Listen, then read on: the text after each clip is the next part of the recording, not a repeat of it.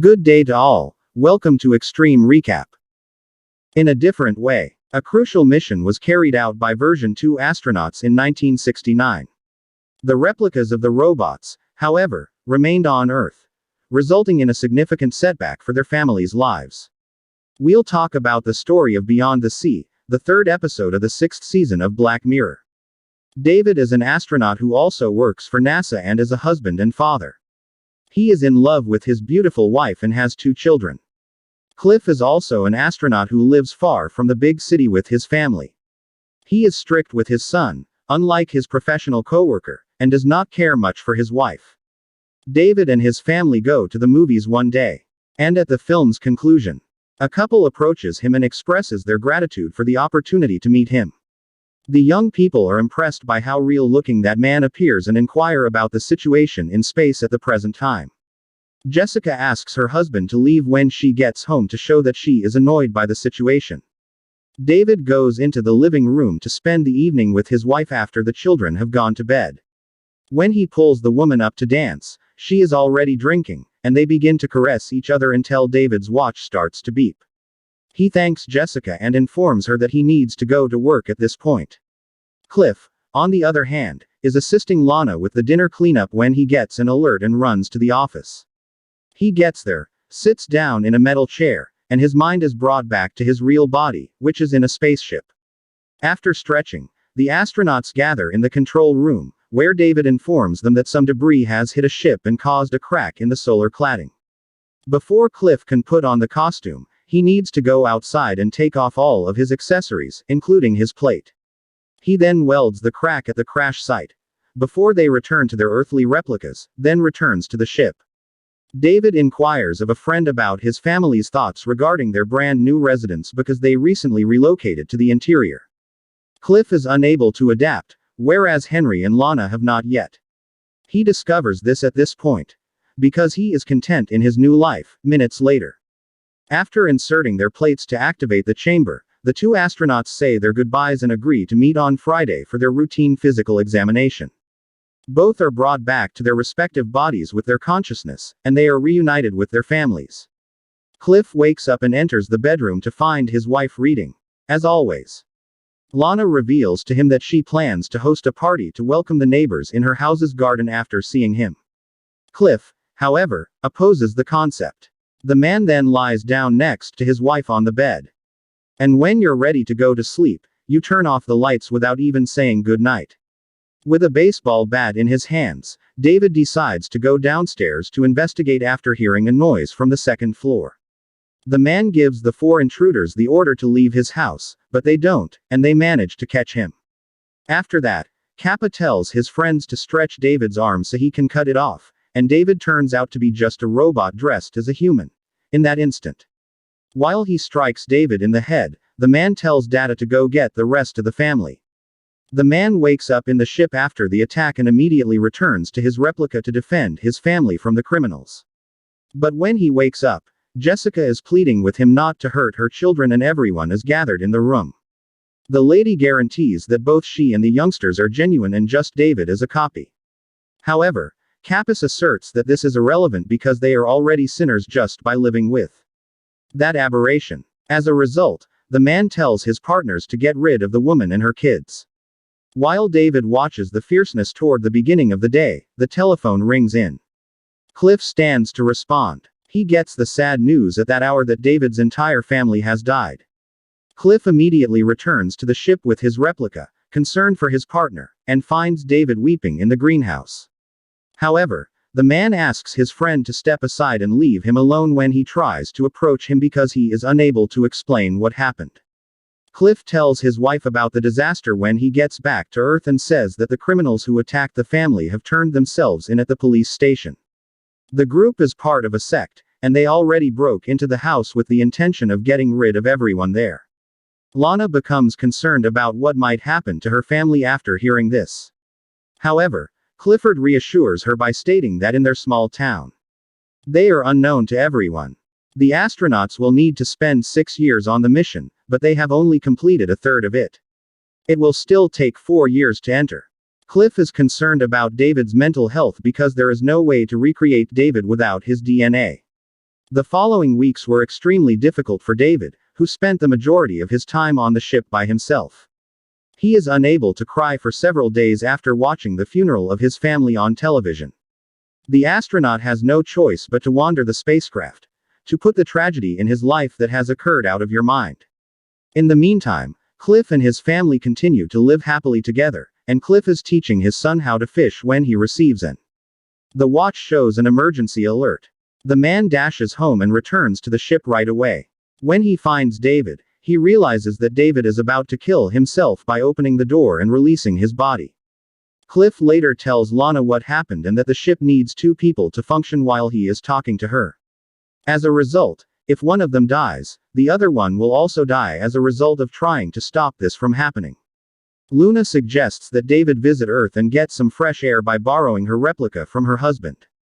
Cliff decides to follow his wife's advice and asks David if he would like to use his replica for an hour while he gets his routine checkups because he has no other option to save his life. The astronaut immediately accepts the concept and declares that he cannot wait to return to his planet following the connection with the Cliff's replica. David is very anxious, but he soon gets used to his new body and walks through the house paying attention to every little thing. He spots Lana as he approaches the entrance door. After saying hello to him, escorts her guests so that he can explore the forest on foot. She takes David to meet her favorite tree, and the two of them sit down to take in the stunning scenery. David gets sad and starts to cry when he feels the breeze on his face. He is being held by Lana at this point, who hugs him and tries to console him for his loss. David starts to feel better and walks back home with his wife. Cliff waits patiently for his friends while David sheds many tears. When they meet again, David thanks him for the chance to visit Earth once more and congratulates him on his beautiful home. Feel relieved to learn that his partner has improved. Cliff bids him farewell before returning to sleep until the following physical examination. He asks his wife what happened when he gets home, and she tells him that David was finally able to shed all the tears he had been holding back. He might have been feeling better on Friday because of this. David tells his friend that he has drawn a picture of his beautiful house and that he needs to show it to him after the exam. I was impressed by that painting's beauty. Cliff says that he wishes he could put it on the wall of his living room. David also says that if his partner would let him use his replica again, he could paint something similar. The man then says that he will talk to Lana about this possibility before making a decision. He inquires about the woman's feelings regarding David's use of his body for an hour once per week while he performs his physical examination. He can use the barn to paint in this way.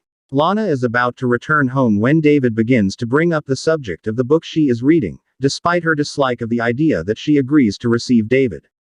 She is concerned about her husband's life in space after helping him get settled in the barn with all of his new supplies.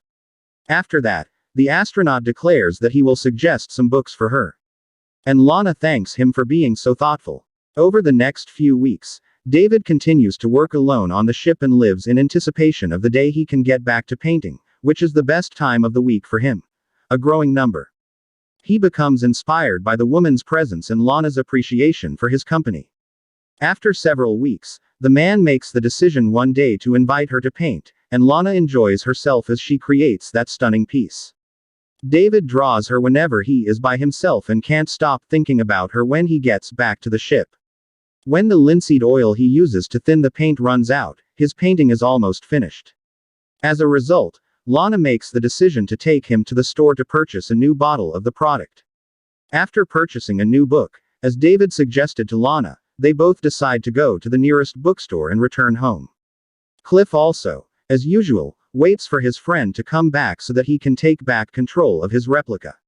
So David proceeds with his imaginative undertakings and returns to drawing the lady he is going gaga for. When he shows Lana that he included her in the painting, the house is almost finished. He then requests that she dance. The woman smiles immediately and is overjoyed to be noticed once more. Since Cliff's actual body was launched into space during the dance, he has distanced himself from her. Lana experiences feelings she hasn't felt in a long time as the man begins to caress her.